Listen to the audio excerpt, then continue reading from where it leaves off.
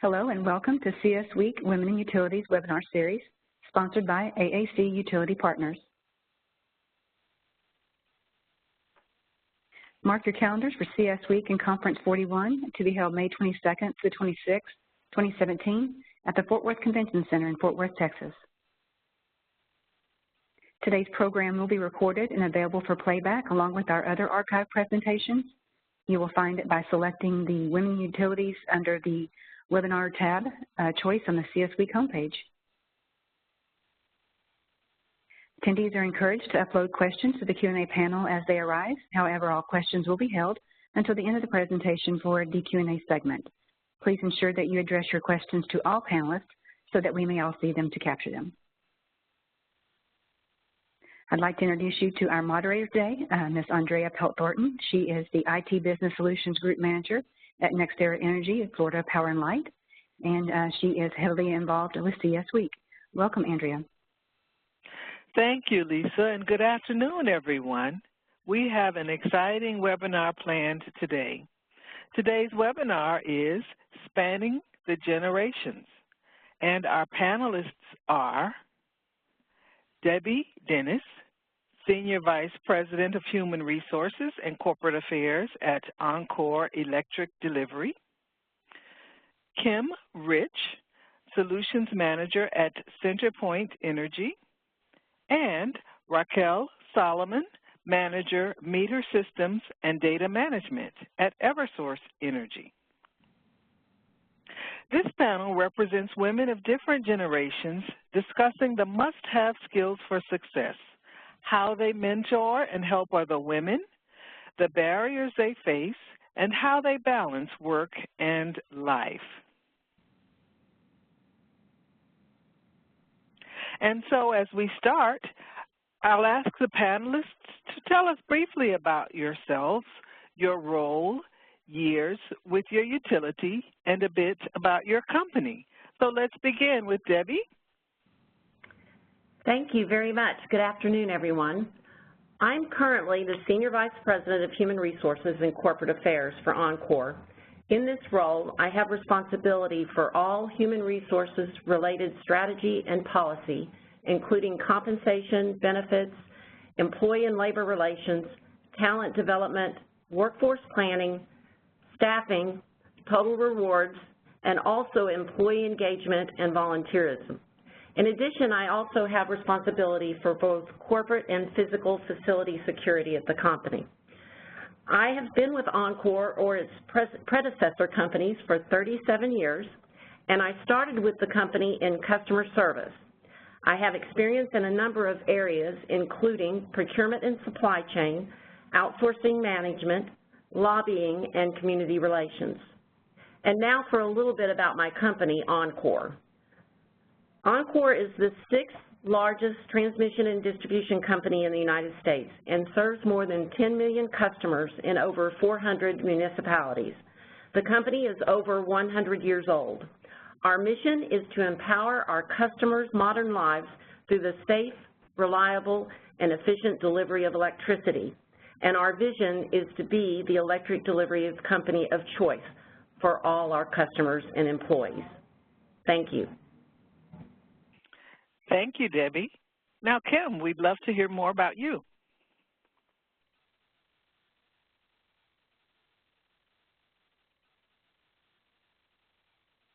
And perhaps, do we have Kim's audio? I'm here. Good afternoon, everyone. I'm Kim Rich. I'm a solution manager in our technology operations organization here at CenterPoint. As a solution manager right now, I'm primarily responsible for all of our customer-facing applications. That would be our web strategy, our IVR, our customer relationship module for our call center agents, as well as any third-party call centers that we currently support and those applications that support those business. As of yesterday, I've actually been with CenterPoint for 23 years. Similar to Debbie, I started out in accounting. I have an accounting degree, a master's in finance. I spent around 6 to 8 years in different areas of our regulatory accounting group, our rates group, then moved over into technology operations, where I've spent the majority of the last several years doing our major implementations of our legacy applications into the brand new SAP environment. Right now, my current project is our final system, our electric CIS system. I'm the technology operations owner for getting that incorporated into our more recent and latest technologies. A little bit about CenterPoint. We are headquartered in Houston, Texas. We're the third largest combined electric and natural gas delivery company in the U.S. We've got about 5.7 million customers, 2.3 electric, 3.4 gas. We've got about 1.2 of those that are actually both gas and electric customers. We operate in multiple different business segments in addition to a TDSP on the electric side and a natural gas distribution company. We're also a competitive natural gas sales and services company. For my primary area of focus, we have 6 call centers. We've got 3 internal and 3 external that operate across the United States. We've got Houston, we've got Minneapolis, we've got third parties in Charlotte and Minnesota and Arizona. At any given time, we can support up to 500 agents. Right now, given some efficiencies that we've been able to implement, we're running at about 375 at a high. And of those agents, we support about 12.5 million calls to the call center, but through efficiencies, we are only serving about 6.7 to those agents. Fantastic. Thank you, Kim. And now we'll hear from Raquel. Good afternoon, and thank you for this opportunity. I'd like to start by giving a brief overview of Eversource before explaining my role. Our company is the largest utility in the region with 7,500 employees who are dedicated to serving 3.6 million electric and gas customers in Connecticut, Massachusetts, and New Hampshire. We are committed to providing reliable energy, giving back to the over 600 communities that we serve through volunteering, and creating an effortless customer experience through friendly and superior approaches to how we engage with our customers. Defining superior as easy and friendly is something that our Senior Vice President and Chief Customer Officer, Penny Connor, is incredibly passionate about. And this passion is giving birth to a new culture, really, of customer service and engagement within our organization. As manager of meter systems and data management for the company, I am responsible for the equipment, systems, and processes that collect meter data throughout our service territory and funnel it to our downstream business partners. Since I have teams in all 3 states, the virtual leadership is an extremely important facet of my job daily. I've been with the company for 12 years, starting out in the credit and collections department before moving on to billing. And interestingly, I've somehow worked my way backward in the meter to cash cycle.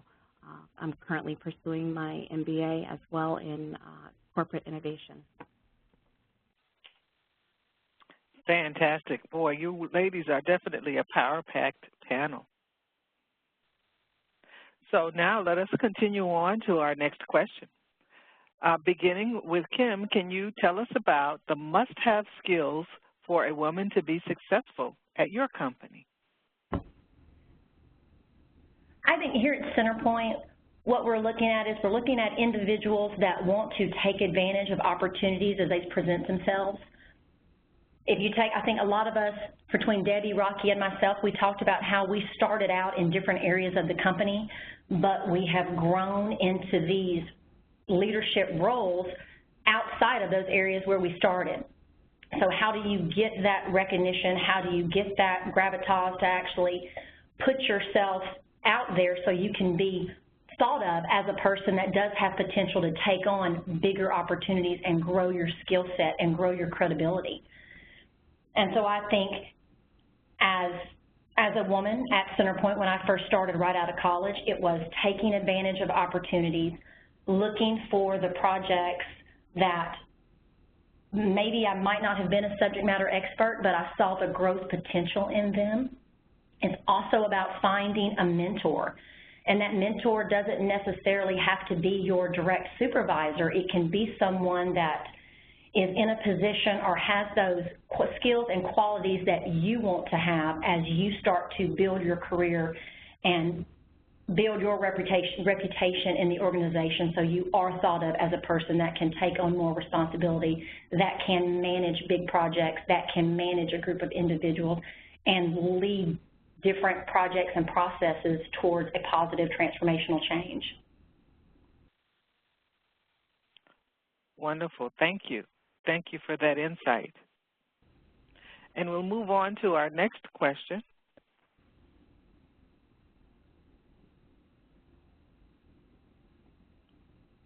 And so, Rocky, we would like to know, does your company have a women's employee resource group? And if so, what are some of the initiatives of that group? Thank you. Yes, Eversource has a women's employee resource group that seeks to empower and encourage women. The women's group mission aligns with the company's overall mission of creating an inclusive workplace where all employees, customers, and stakeholders are respected and valued. Our diversity and inclusion programs, of which the Resource Group for Women is one, are focused on leveraging the talent and unique perspectives of our employees to ensure our continued success. There are several programs offered throughout the year, including networking lunches, workshops, and mentoring, each of them designed with the intent to help women become the best versions of themselves. It's also worth mentioning that many programs are open to men. One such offering, recent offering, was Power Pose, and this was an interactive workshop that focused on understanding how body language boosts self-confidence, improves communication, and impacts perception. Great. Now, those are some dynamic events. Let me just open that up to all of our panelists. Would you all like to share other activities that occur in your women employee resource groups? So this is Debbie Dennis. We don't currently have formal women employee resources groups, so really nothing specific as far as initiatives as a group. We do, on an annual basis, have an event for all the women at the company that I host along with other senior women executives at the company. And it's basically around Valentine's Day, and it's a cookie exchange. You don't have to bring cookies. But we come and network, and this year we had an outside speaker that came and was on communication skills and difficult conversations. It was really, we got great feedback. So that's what we do on a formal basis at Oncor. Thanks, Debbie. And here at CenterPoint, we actually do have a more formalized process. We have a Women's in Leadership Symposium. We put together events, fall and spring events, where we bring all the women leaders in the company together for an all-day event. It is usually actually kicked off by most of our executives here at CenterPoint. They will kick it off and share the importance of the value that we're bringing to the company. And then we'll have several speakers that are women in leadership positions in their organization that'll come and talk to us about challenges that they've experienced or opportunities that they've seized, and or how the industry and the environment is changing. Awesome, awesome. So that sounds like a very dynamic exchange as well as networking. I guess that allows for a great opportunity for networking as well. It definitely increases our ability to network, because with it being everyone throughout the company, not just focused in our customer service space or our technology operations space, we're bringing in folks from all over the company, so you can get the different perspectives, and you can actually hear that while I may feel like we are very,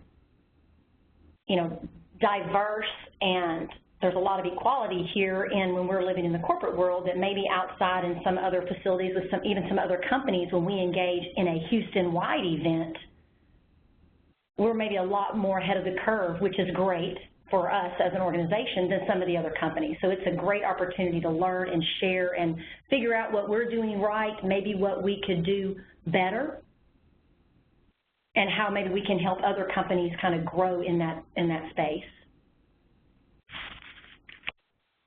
Wonderful, wonderful. Thank you for that. Thank you for that insight.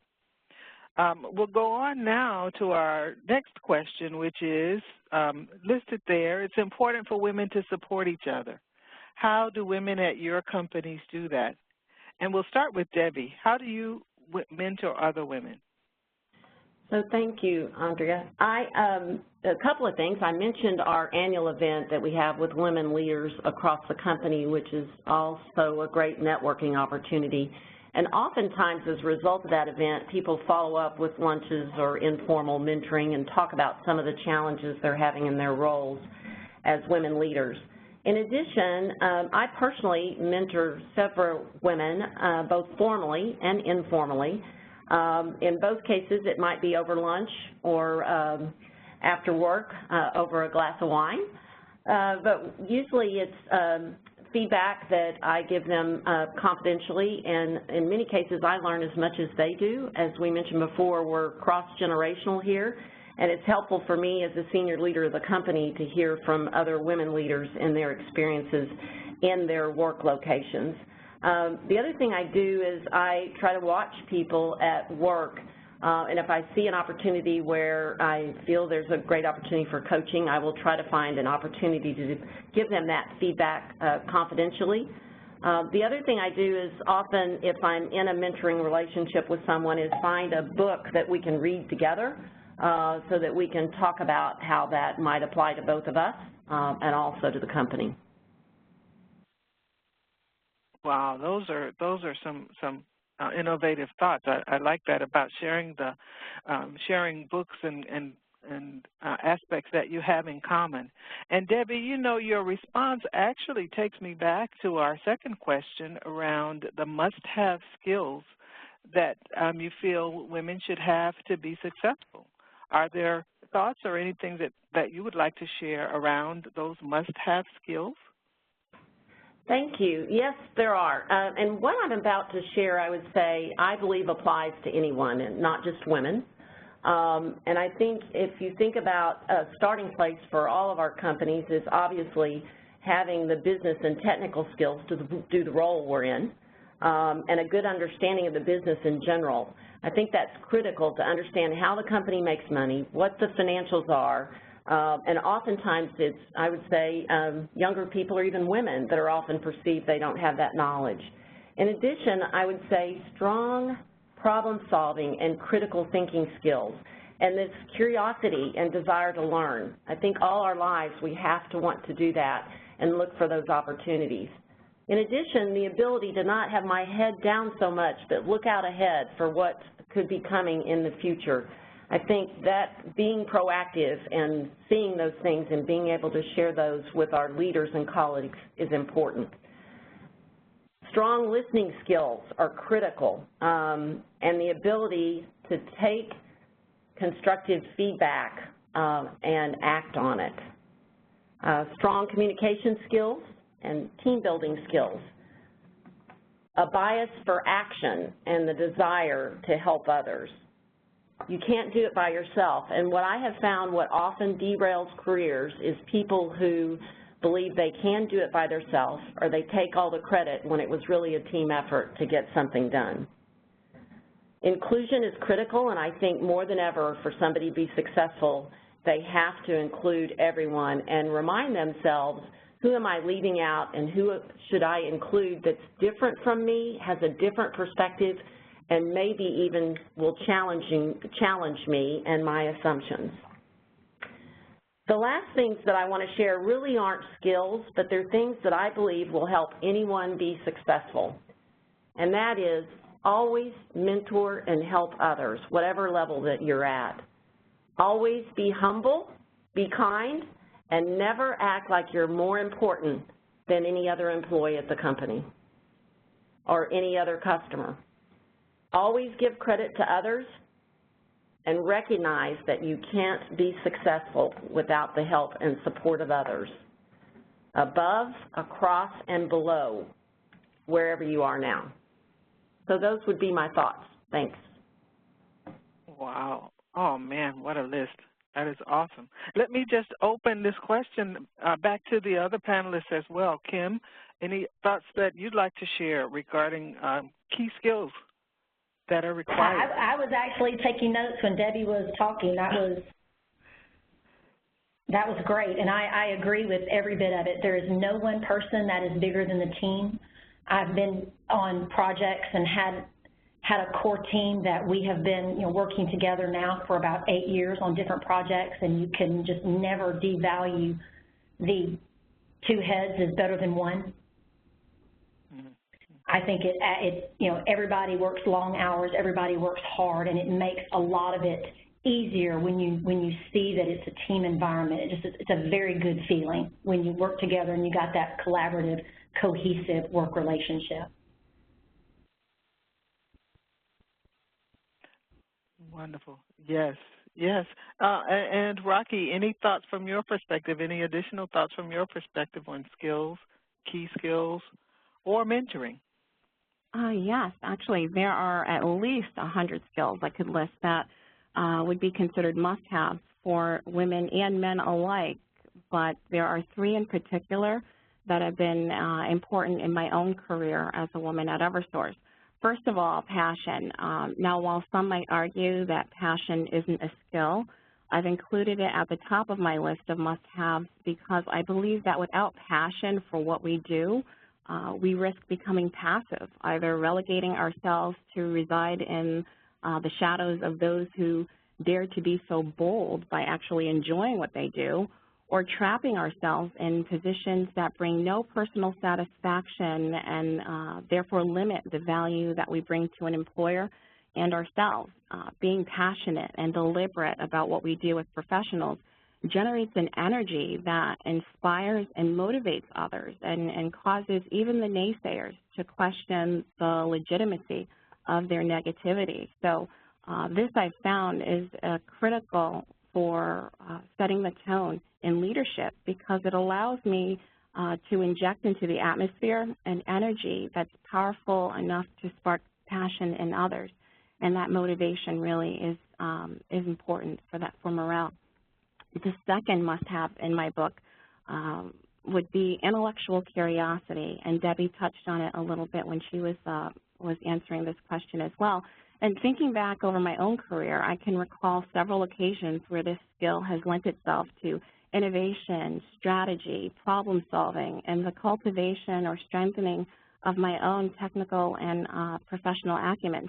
In fact, last year at CS Week in Charlotte, I held a workshop discussing 7 rather large pitfalls that were discovered in 2009 relating to systems, processes, and old ways of thinking around dormant and unclaimed property. Now, none of those issues would have been identified, not to mention the 23,000 customers that were impacted and the fines that the company could have received if this skill had not been actively engaged heading into a state audit. As a consequence of essential intellectual curiosity, I find that I'm open to the diversity of thought that's found among the masses, and I understand the importance of being provocative and asking the who, what, where, when, why, those 5 W's in order to innovate and challenge others to go beyond the status quo. And finally, the last must-have skill that I believe is vital is emotional intelligence. You know, it's been a skill worth mastering in my experience since we're not robots and we don't live on private islands. So within this wonderfully diverse and complex reality of our human condition is something that's just as wonderful, diverse, and complex, our emotions. Not only do we look different, sound different, think different, and so forth and so on, but we have different emotional triggers and conditions because we're not just women or men, but we're human. So I've found that being able to recognize, understand, and manage emotion has enabled me to pause and plan instead of reacting from an emotionally charged stance when presented with emotional minefields. For example, the metering role that I'm in had previously been dominated by men.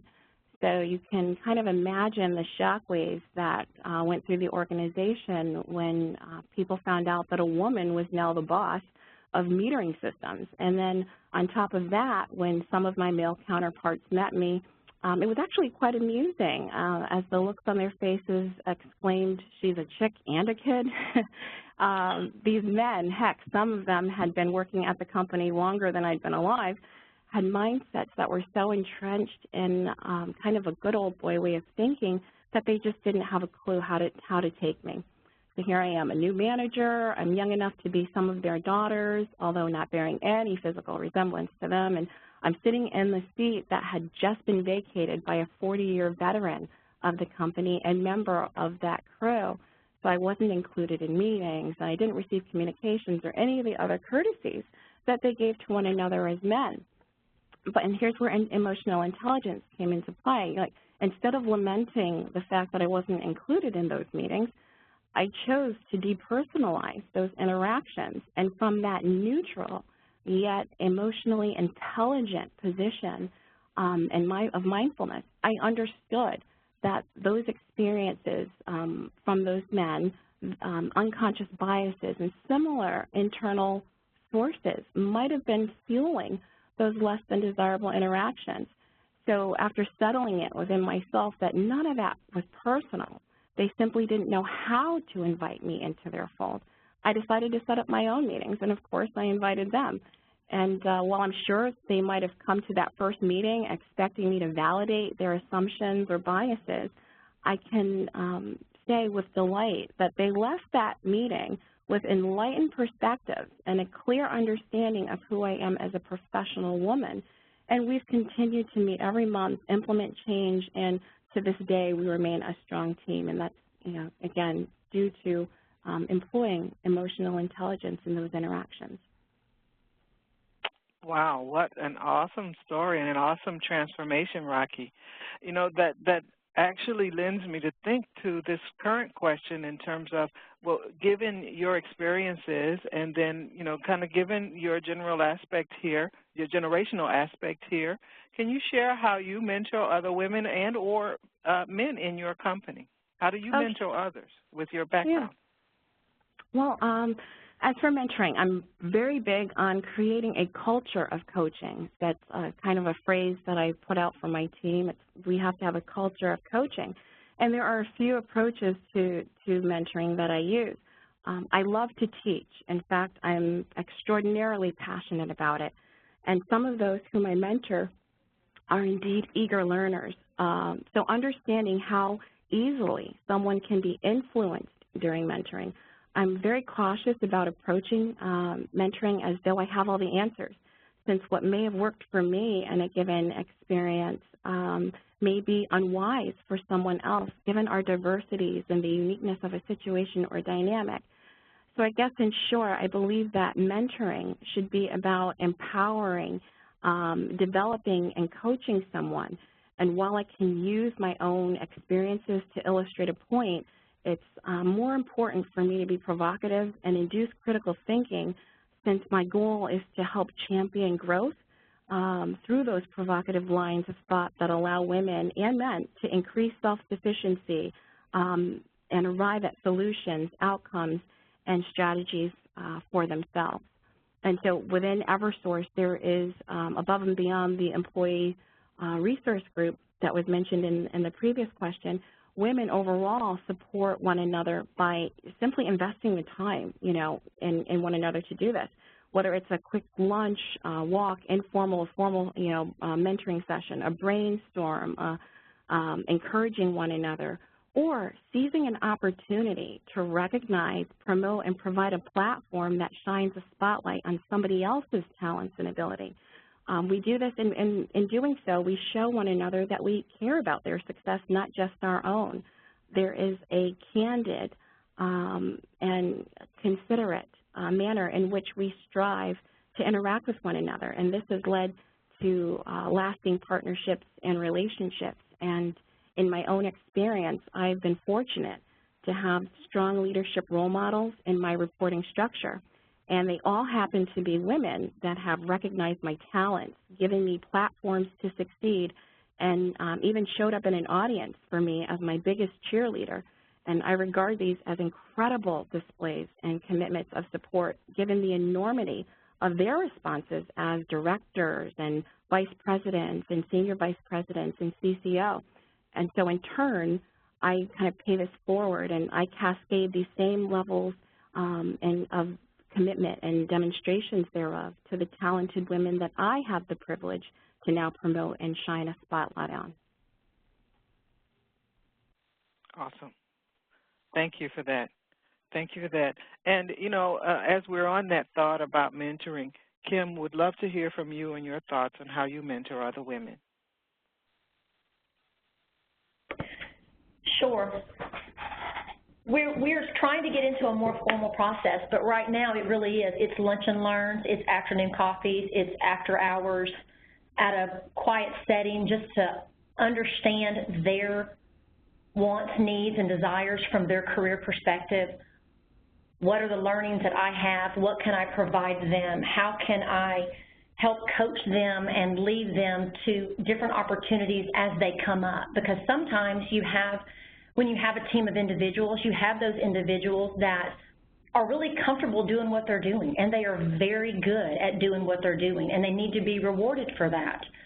But in regards to a path forward or a next level promotion, they'll be very honest with me, and that's not something they're interested in, and I appreciate the feedback. So we have discussions with those, and even they come and say, hey, we've got Kim who is really going out above and beyond to help me with this particular problem. Is there something that we can do? What can we do to promote the additional effort that she is putting forth to help not only grow her own skills, but grow the team? And those are the things that we're trying to do just to help get everybody to a level where everybody wants to feel like they're contributing. And I think that's the key, especially speaking from what I've been actively engaged in over the last several years, which has really been a very fast-paced project environment. It's how can we get everyone to know that they are contributing, they are important to the process, they are valuable to the process, grow their leadership skills where maybe in the first couple of phases of a project they are an individual contributor.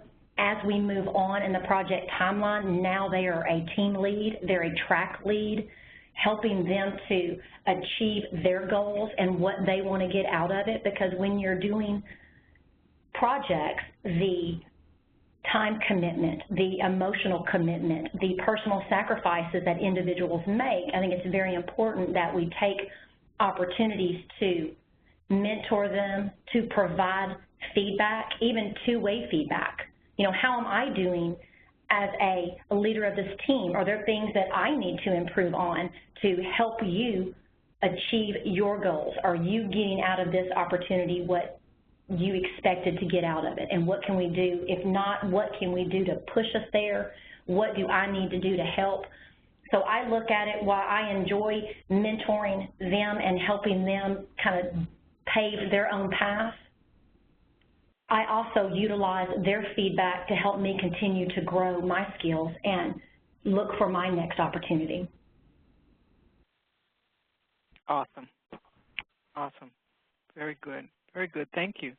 Let's go on to our next question. We have some other questions here, and then we also have several queuing up from our listeners.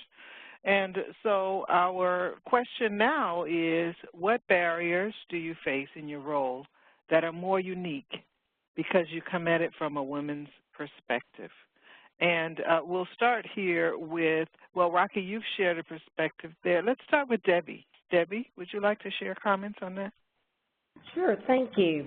So as I mentioned before, what my role is, I actually would believe that being a woman in my current role is an advantage. And we just heard from Rocky how she has leveraged being a woman in her role as an advantage, because I do believe we come at things differently than our male colleagues. But I want to be careful not to stereotype about that, because it's back to really understanding the strengths of each individual. From my standpoint, as I think about my work with my colleagues and my boss, is I think the ability to multitask is very beneficial in my multifaceted role. But I also believe that I'm more sensitive than some of my other colleagues about people issues and employees. And I think sometimes they don't think instantly about those things, and I'm able to offer that perspective. I happen to be, although I wish it weren't so, the only woman on our senior leadership team today, and I do think I am viewed as a voice that brings a different perspective, and they value that. I think that that's also because you have to come at it, just as Rocky has shared and also Kim, having those business skills and credibility as well as the intellectual curiosity about other parts of the business. Because I don't want to be seen as the person that's just there thinking about the HR issues or matters, but someone who cares about this business and can translate that into why it's people, and it's our people that make this business successful, and really each one of them being able to contribute and being part of the business. So I really think a woman's perspective in my role is very beneficial and across the enterprise because of that aspect of emotional intelligence, the ability to listen, and those skills that Rocky has already mentioned. Kim, any thoughts that you'd like to elaborate? I would agree with everything that Debbie said, and I piggyback on a lot of what Rocky said, but I do believe that specifically in technology operations now, you're dealing with a lot of strong personalities, a lot of very experienced individuals that have been doing what they do for a very long time.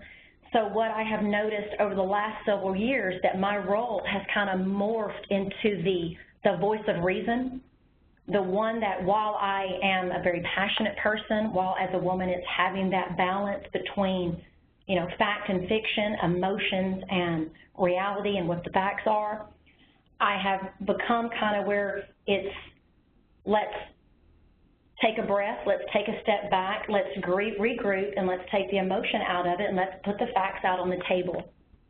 So I have kind of been into a new role now where usually I'm the passionate one, I'm the one that wants to forge ahead, get to the finish line. Now it's let me get in the room with all these strong personalities, let's put all of our issues out and why we're not able to meet our goal, and then now let's take a step back and look at things kind of methodically. And let's look at it from a overarching what's best for the company perspective. Are we doing something that's good for right now but maybe not be good for 2 to 4 to 5 years down the road? And just kind of help steer those conversations to make the most strategic decision for the company.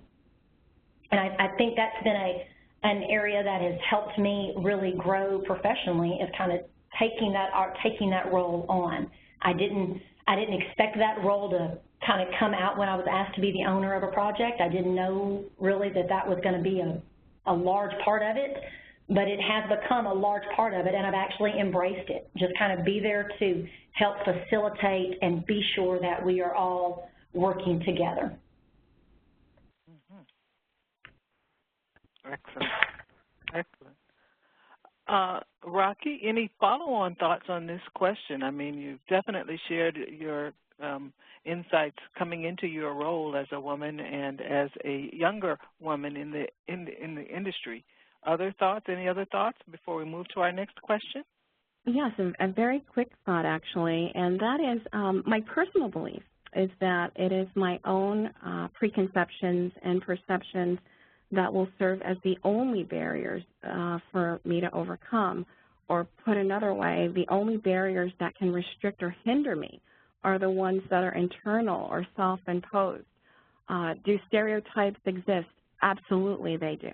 But enlightened individuals will either discount those stereotypes or surmount them. I do not discount my value, and I won't subscribe to the beliefs or perceptions of others that would do so simply on the basis of my gender or my age. Now, of course, there can be frustrations or challenges when dealing with the mindsets of men who have dominated similar roles in the past, as I discussed earlier. But when I push past these, I found that the challenges become a catalyst for learning, growth, and new opportunities. And lastly, I understand that my success may advance the range of opportunities afforded to current and future generations of young women. Excellent. Thank you. Thank you. We'll now move on to our next question. What are important activities in your life beyond work? How do you find the time? And let's start with Kim, and then let us hear from Rocky and then Debbie on this question. Yes, life beyond work. Well, I'm actually a mother. I have 2 children. My daughter just started her freshman year at college, dropped her off twice actually because she's going to LSU in Baton Rouge. So we took her the first week only to get flooded out, have her come back, and then go back again the next week. So I had that first child going off to college crying episode twice. I've got a son that is 16 that's actively involved in sports. So it's a very busy home life. So the ability to do work-life balance is extremely important. I'm very fortunate. CenterPoint does have opportunities for WorkFlex. So if schedules permit, which it's not always, and it's by no means to be considered an every time, but there are opportunities to work from home. I try to take that opportunity on a Friday. And so that's always good, just to be there to, when they get home from school, to kind of be there for those conversations, and maybe one night a week have a dinner. But it is a balance. It's always been a balance. It is easier for me now that my kids are older than it was when they were younger. But I am very fortunate that there's WorkFlex options here at CenterPoint to accommodate those of us that have the family. Thank you. Rocky, your thoughts?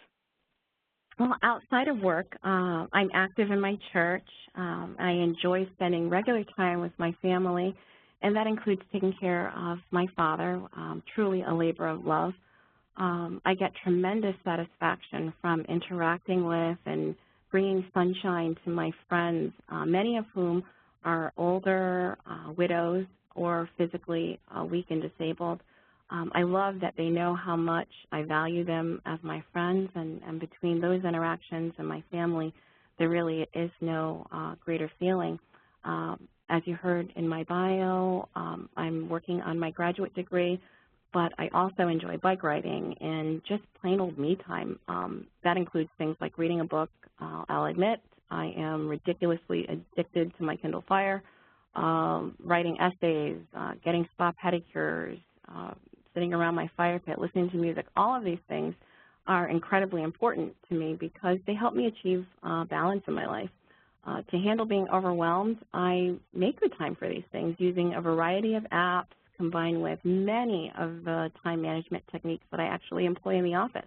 I keep a list, I assign weekly goals, I schedule me time on my calendar, and I never have a problem saying no. That's a good point. Never having a problem saying no. That's often a challenge. Debbie, your thoughts and activities beyond work for you? First of all, I haven't figured out how to say no. My family would say. But my activities beyond work, of course, my family, husband, kids, and grandkids are really important to me in spending time with them. I do love to cook. I love to read. I also like to fish and both water ski and snow ski. And my volunteer work is something that's really important to me, so I do a lot of activities outside of work.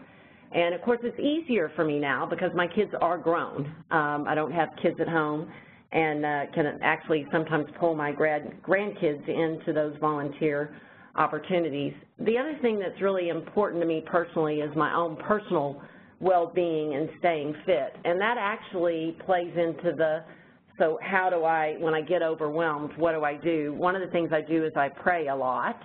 I also do something to relax. And believe it or not, the two things that I love to do most to relax are cooking something that's unhealthy and exercise. So maybe those offset each other. But I don't always get it right, by the way. I can think back to the years when my young daughter, I was a lobbyist for the company, and she was 13 years old, and I couldn't get back here for something that was really important. And what I have learned about that is you can't second guess yourself. You will never, never, never get it exactly right. You have to forgive yourself. You do need to be there for your kids if you have them, and recognize that the work's going to be there. I do think the work environment has changed a lot, and it's helped that there's a lot of dads that want to be there for those activities with their kids. But if there was any advice I would give to someone that's younger and a manager today that aspires to advance in the company, still strike the balance, because number one is your family. That's what's most important, and why we do the things that we do. So I would tell you it's still hard for me on a day-to-day basis when I mess up or do something wrong that I feel like is wrong, to forgive myself. And so I try to say to you all, do choose to forgive yourself and move on.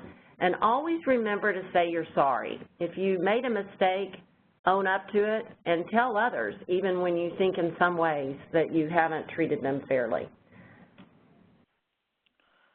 Wow, awesome, awesome advice, awesome advice. You know, and I think some of that leads right into our next set of questions from our listeners. And one of the questions is, how can a woman manager of 15 years gain the respect of fellow women in the company? And I'd love, Kim, if you can start some of the insights there.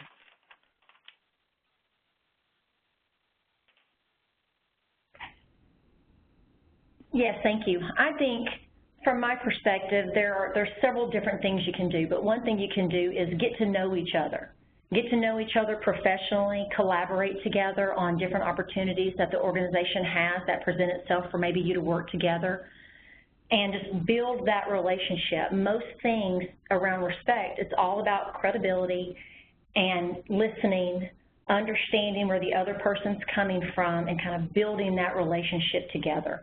It is hard when you come up and now you've started with the company at a young age, you've moved your way up, and now you're a manager, and sometimes you're equal to someone who used to be your manager.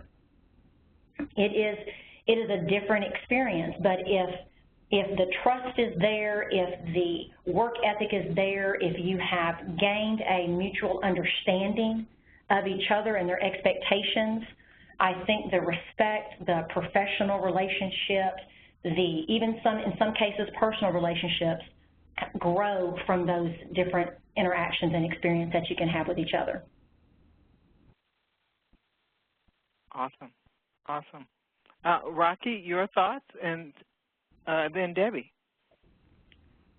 Yes, I agree with a lot of what Kim said, and getting to know each other is so important, but also I would add that getting comfortable with conflict. Or that rub that can occur when we serve as one another's sandpaper isn't a bad thing. It doesn't have to be a bad thing. There can be constructive conflict where you're allowing one another to be authentic, and to communicate ideas or thoughts and positions that might differ from your own.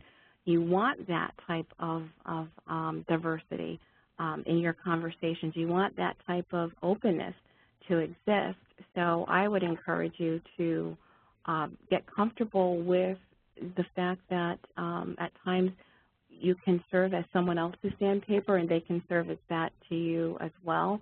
But you want to strive for transparency within that interaction, and acknowledge that there could be a difference of opinion on certain things, but you want to acknowledge those things, not discredit them, and find a place where you can reach that common ground or collaborate, as Kim had just mentioned a moment ago.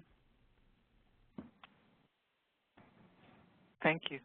Thank you. Debbie, your thoughts? So as I think about this, when I think about gaining the respect of whether it's other fellow women leaders or other leaders in general, I start really with the basics to say the best thing to do is do a really good job at what you're doing.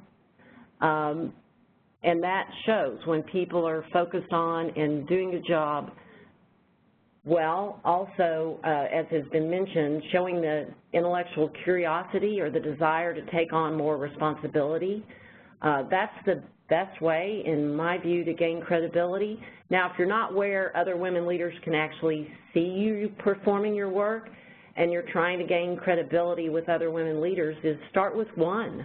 Start with one of those women that you admire or think a lot of, and reach out to them and just not necessarily ask them instantly to mentor you, but seek their advice. Go and talk to them and learn about them. You know, ask them to share their own experience, and I would just start that way. Start with one who can introduce you to another, and go from there. Awesome. Wow, we have some awesome questions queuing up.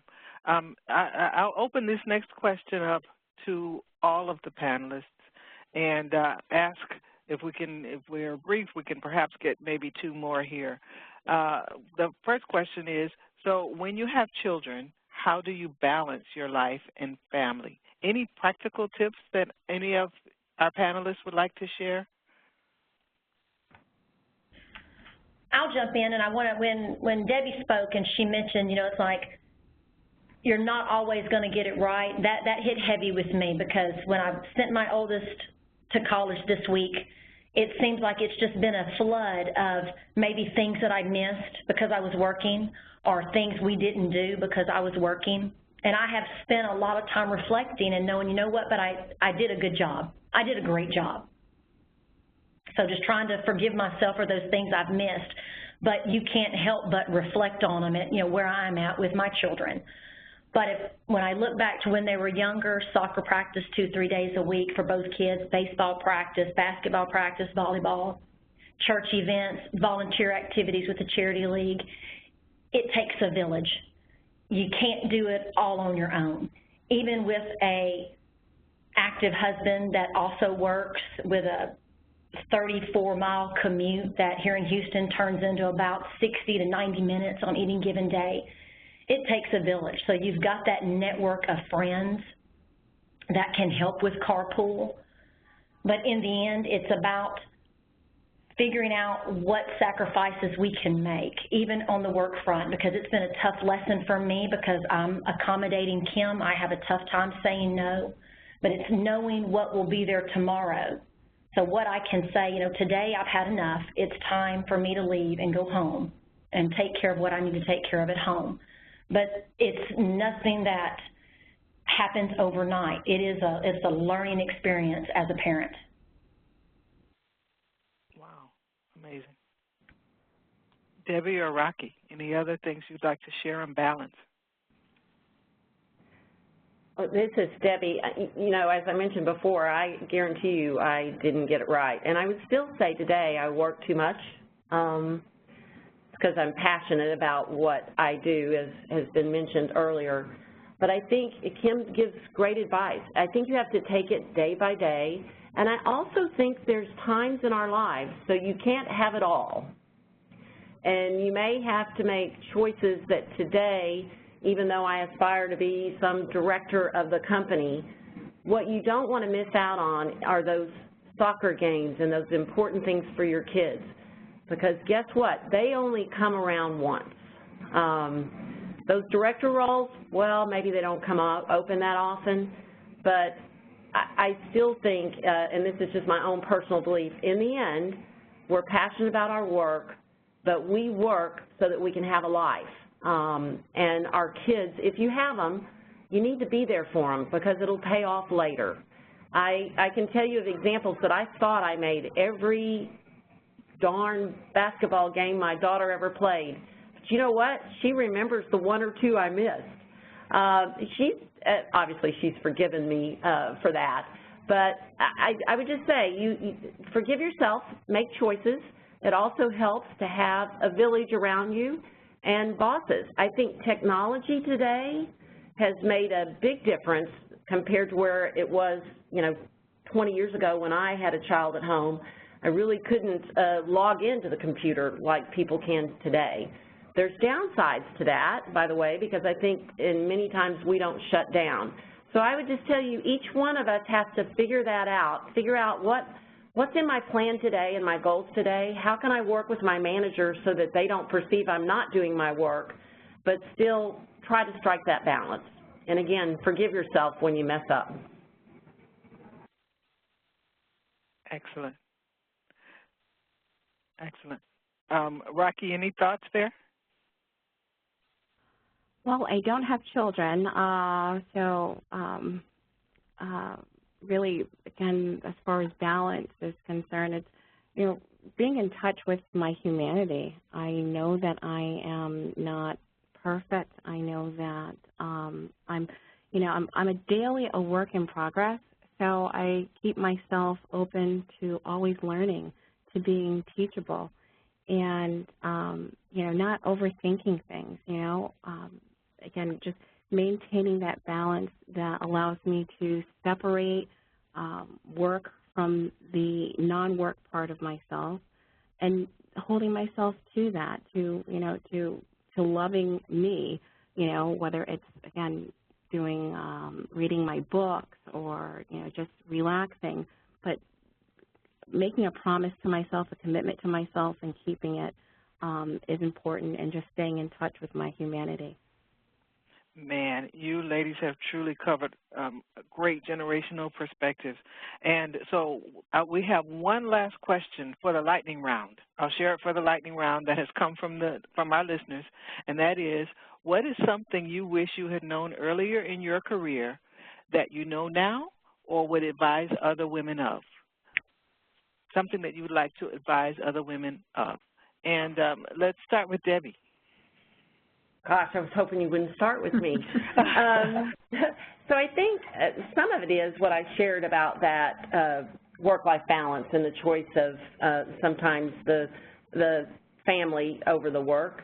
And that's easy for me to sit here and say that today because, if I reflect back, my husband always challenges me because some of the things that I took that were challenging and caused me to be away may have, in fact, led to the opportunity that I have today. Who knows? So again, I think it's being thoughtful and knowing that you have to be true to yourself and what's going to make you feel good in the end. I would also tell you that as early as you can in your career, learn about the business. Understand how the business makes money and what the mission and vision and goals of your company are. The more you know about the business, the more you can reflect on what that means about the part you play in the company being successful. And I think if there's anything that we make a mistake about, it's getting in our silo of what we're doing and not opening up and listening and learning more about the business. So if there's anything I would do even more so, looking back, it's having that curiosity about the business and how the business runs and how it makes money. Excellent. Excellent. Kim, and then Rocky. Okay, I completely agree with both points that Debbie made. A third one that could add to that is once you have, put your experience out there, put yourself out there, and you want to know what the business does, own your career. Take responsibility for your growth in the organization. Mistakes I made early on, while I understood the business, I had always been fortunate enough to be recognized for my contributions. When I moved into another area, I got, what I'm going to say, a little bit complacent in my career. While I was still working just as hard, learning new stuff, I wasn't necessarily letting folks know that I was ready to move on. So I had gotten complacent and not taking ownership. I didn't know right out of college at an early age that good things just didn't happen because you worked hard. I had to kind of learn that a little bit later, that I've got to make my path, I've got to own my career. Thank you. Rocky, your last closing thought? I would just say I'm still rather early in my career, so it's difficult to answer this question since I'm still early in it, but Somebody had mentioned one point, I think it was Carly Fiorina in an audience at MIT, said, people are people wherever you find them. Just always have that in the back of your mind when you're starting off at a company or in a new job, that you're interacting with people. So just keeping that in the forefront, not even the back, the forefront of your mind, that you're interacting with people. And they're diverse, they think different than you. That's not a bad thing, and just being aware of that and embracing that is probably one of the best things that we can do when we're going out there or starting a new position. Thank you. Well, good deal, ladies. This has been just an incredibly thought-provoking and insightful presentation, and we have enjoyed that you've been here to share it with us. Attendees, we did have some questions come in, so if they weren't answered, we will do our best to get those over to the panelists and get some feedback from them for you. And then again, like I said, I'd like to just once again thank the panelists, Debbie, Kim, and Rocky, and Andrea, for spending their time with us today, our sponsor for this webinar series, AAC Utility Partners, and all of our attendees, and we will conclude the webinar. Thank you.